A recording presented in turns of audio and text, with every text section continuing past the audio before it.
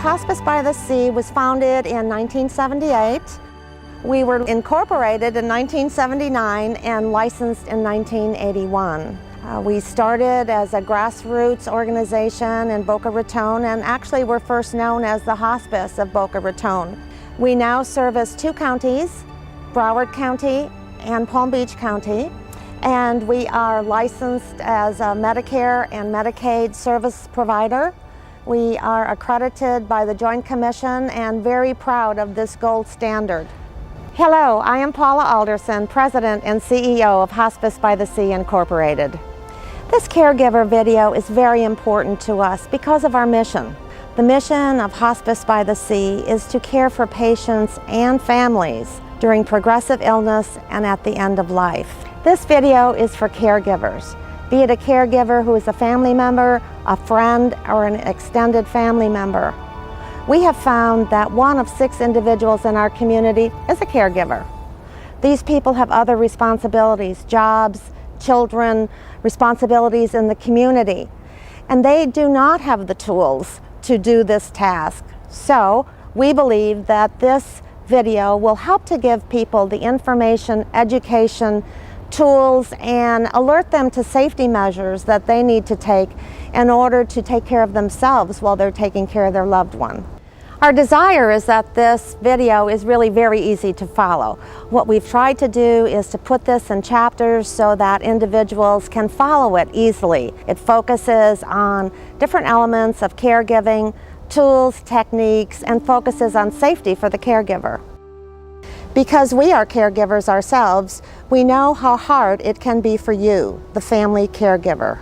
You must be there day and night to provide the kinds of care and support our professional caregivers do as part of their job.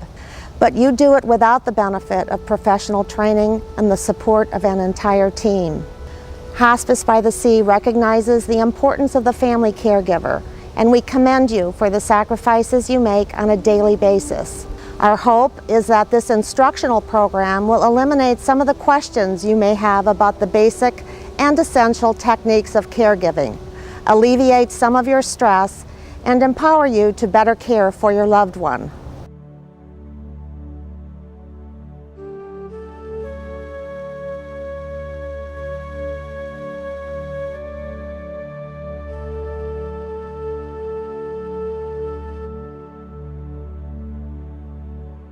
Becoming a caregiver for someone who is seriously ill at home can create concerns. For example, what do I need to know and how will I learn it? Am I up to the task? How can I possibly remember all the information I've been given by the professional care team so that I can take good care of my loved one on a day-to-day basis? I'm Amanda Arnold, and I remember many concerns myself when I was the primary caregiver of a loved one. It felt like a privilege, and at the same time, I felt some pressure. Even with the excellent support and careful instructions given to me by the nurses and doctors and nurses' aides, at times I was confused and even overwhelmed, especially at the beginning and when something new was required. And that's why now, with detailed information assembled and supervised by an expert team of nurses with many years' experience in professional home care, we've created this resource that you can refer to at any time, as many times as you like. It offers you a wealth of information with demonstrations immediately at your fingertips. Of course, it doesn't take the place of your professional care team, whom you should call when you have specific questions, or certainly in the case of an emergency. But the basics provided here, we believe, are a very helpful lifeline for home caregivers, providing a greater level of comfort for you and the patient you're caring for. So let's get underway with step 1. Hand washing. Hand washing is the most important thing you can do to prevent infection in both yourself, the patient, and those around you. Patients who are ill have a much more difficult time fighting infections, so always wash your hands before and after providing any care, as well as before eating or handling food and after using the restroom. Gloves are no substitute for hand washing. It's important to wash your hands before and after using gloves. It's preferable to not wear rings when providing care. Rings can accidentally scratch or injure the patient and also have many areas for germs to get trapped and grow. Always have liquid soap and paper towels available in the bathroom nearest to the patient. Germs and bacteria can grow on bar soap and cloth towels. Any liquid soap is acceptable. To wash your hands effectively, turn on the water and adjust to a comfortable temperature. Apply soap, lather all areas, rinse thoroughly, making sure the water runs down from the wrists to the fingers. Dry with a clean paper towel and discard the towel. Shut off the faucet with a clean, dry towel, not your hands. Hospital bed and linen. Hospice by the Sea will provide a hospital bed when it's needed. Bedding must be provided by the patient's family. It's important to know that hospital beds don't require special sheets. Most twin bedding will fit. Extra long twin sheets may be easier to use, especially if the patient becomes bedbound. However, any sheet can be adapted as long as the bottom sheet is kept snugly tucked and smoothed to prevent wrinkles. Operation of your hospital bed. Most hospital beds have electric controls to raise and lower the head, feet, and the height of the bed itself. Others have hand cranks. Your nurse and the equipment company will give you specific directions on operation. In the event of power failure, even electric beds have hand cranks for emergency use. Most cranks may be found under the bed or attached at the foot. Be sure to locate the crank and learn how to use it. It's also important to be familiar with the wheel locks. Beds are equipped with locks to prevent the bed from moving unexpectedly when you are providing care and when the patient is getting in and out of the bed. You will need to know how to lock and unlock the wheels in case you need to move the bed slightly.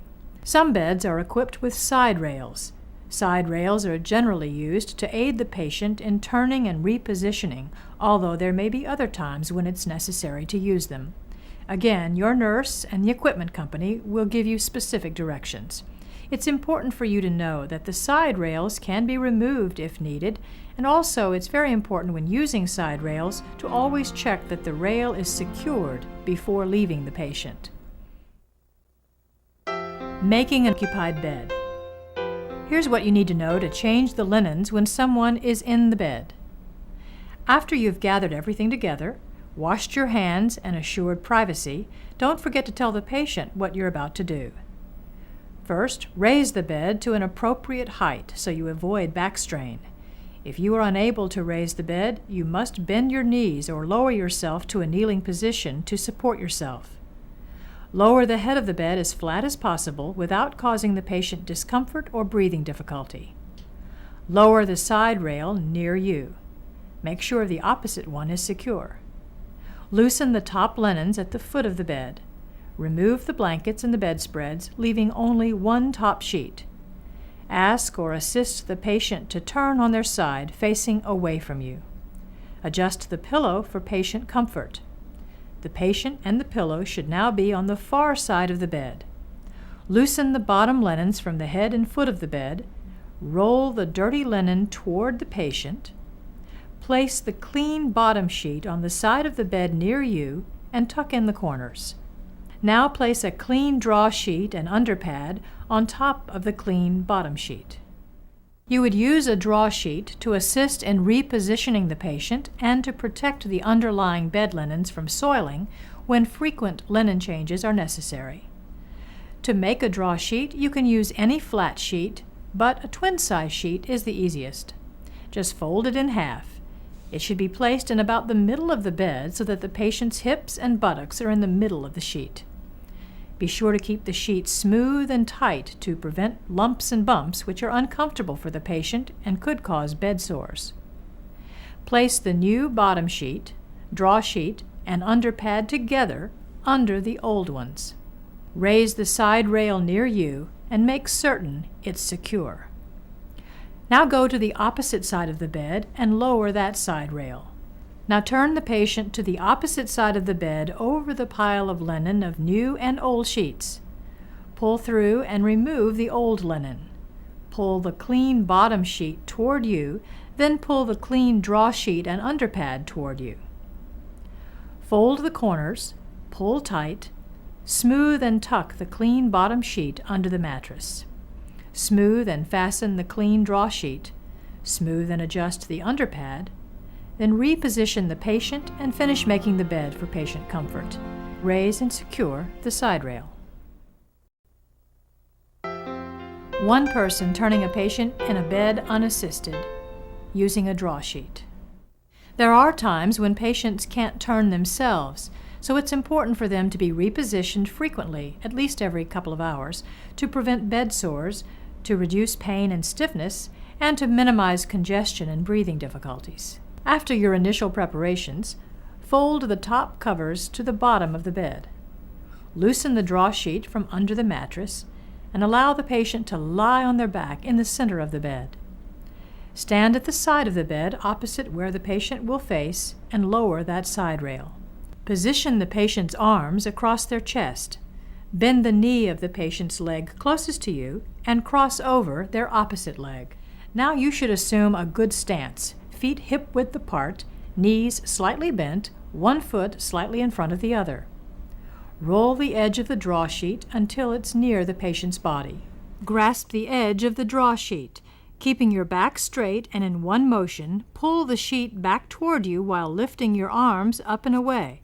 This will cause the patient's entire body to move nearer the other side of the bed while also turning to the side. Be certain the patient's face is not resting on the side rail.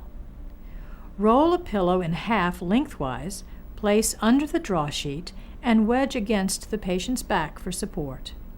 Now raise the side rail and check to make certain that it's secure. Move to the opposite side of the bed and lower that side rail. Place a pillow in front of the bottom leg lengthwise between knee and ankle. Position their bent top knee and leg on the pillow. Place your hands under the shoulder the patient is lying on and gently pull up toward you to bring the shoulder out from under the patient. This will provide comfort by allowing better circulation and less pressure on the lower arm. Adjust their head on a pillow for comfort. Support the patient's top arm and hand with a small pillow if needed for comfort and to prevent or reduce swelling. Raise and secure the side rail when you are finished. One person moving the patient up in bed, the patient assists. Patients will slide down in bed, so it's important to reposition them to prevent bed sores and to reduce any pain or discomfort. Be sure the patient's hips are located where the bed bends. Instruct the patient to lie on their back. Lower the head of the bed as flat as possible without causing the patient discomfort or breathing difficulty. Now stand at the foot of the bed and ask the patient to bend their knees. Hold the patient's ankles. Have the patient raise their arms over their head and either grasp the headboard of the bed or grasp both side rails above their head. Instruct the patient to push their heels down while pulling up with their arms, and repeat the process if needed. One person moving the patient up in bed, totally unassisted. Patients will slide down in bed.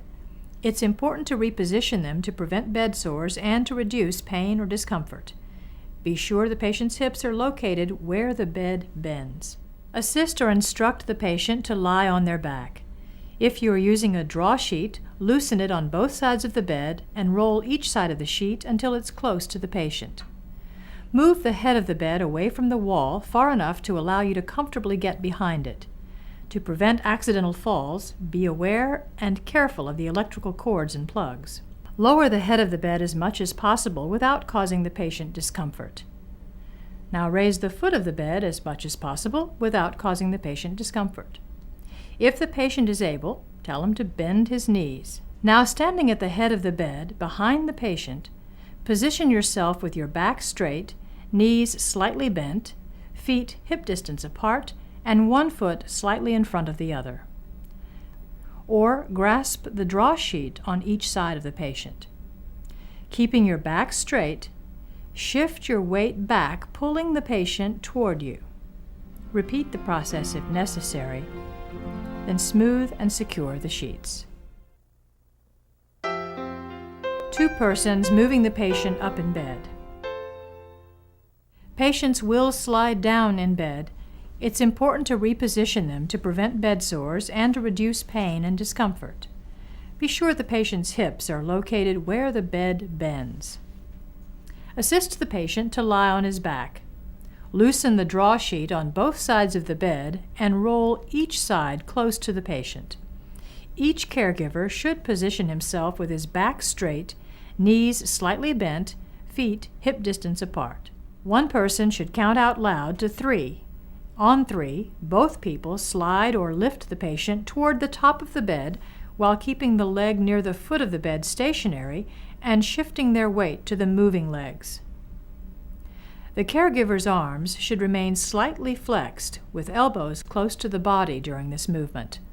Avoid twisting or using only the arms to move the patient. Repeat the process if needed. Readjust, smooth, and secure the sheets. Mouth care, conscious patient. Good daily oral care helps to prevent mouth sores and may improve appetite. Mouth care should be provided at least twice a day. Encourage the patient to perform this task himself if he can. If not, you will need to help. If the patient is weak but not unconscious, and after you have made your preparations, first, position the patient on his back. Raise the head of the bed to prevent choking. Ask the patient to take a sip of water to moisten their mouth. Brush the teeth and gums gently, positioning the toothbrush first horizontally against the outer surfaces of the teeth, and brush back and forth. Then, on a 45-degree angle against the inside of the front teeth, brush with short strokes. Next, horizontally against the inner surfaces of the teeth, brush back and forth. And finally, position the brush against the biting surfaces of the teeth and brush back and forth. Ask the patient to spit into the bowl, to rinse with water, and spit again until comfortable. Apply Vaseline to lubricate the lips.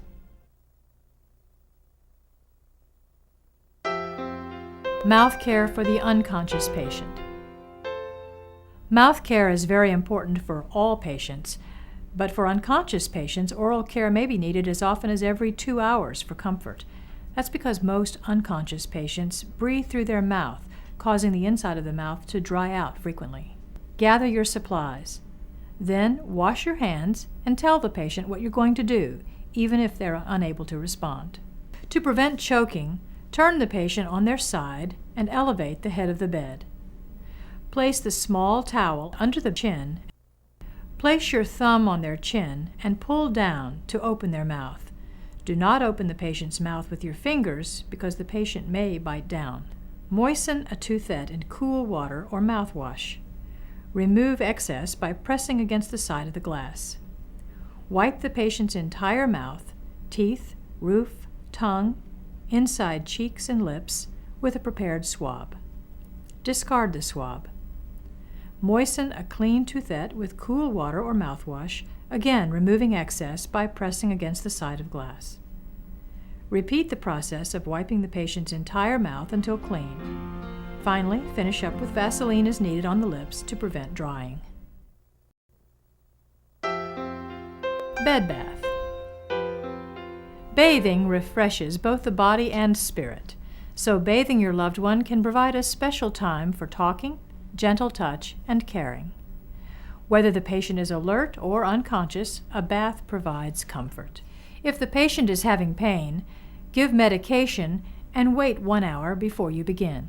After you've gathered your supplies and made your preparations, lower the side rail on the side where you are working. Always cover the patient for comfort and dignity except for the part you are washing. Place a towel under the area being washed. Gently wash, rinse, and dry the exposed area. Always begin at the face and work down. Leave the private area between their legs until last. Change the water when it becomes cool, dirty, or too soapy. To wash the patient's back, assist the patient to turn on their side facing away from you. Make certain the side rail opposite you is up and secure. After washing, massage the patient's back with lotion. This will give comfort and decrease pain. With a clean cloth, wash the private area between the legs. To prevent infection, wash from the front to the back. Rinse and pat dry with a clean towel. Disposable baby wipes may be used prior to bathing this area if the patient is soiled. Change the bed linens if needed, but you may wish to allow the patient to rest a while before changing the bed. One of the hardest things for caregivers to accept is that sometimes patients will undergo a loss of appetite, even for an extended period. And when that's the case, eating and drinking can actually create more distress and discomfort for the patient. Pressuring a patient to eat and drink under those circumstances can actually create more of a physical strain for the patient and emotional strain for everyone. So this is the guideline that nurses emphasize over and over. Honor the patient's wishes and provide specific food and fluids only as the patient desires, when the patient desires. Loss of control of body functions. In certain circumstances, or if the patient is declining, he or she will lose their ability to control urine and stool. In some cases, the passageway for urine may be blocked. In those cases, it may be more comfortable to insert a tube or catheter into the bladder to drain the urine. For others, adult briefs may be more comfortable. If your loved one requires a catheter, it is important for you to know how to take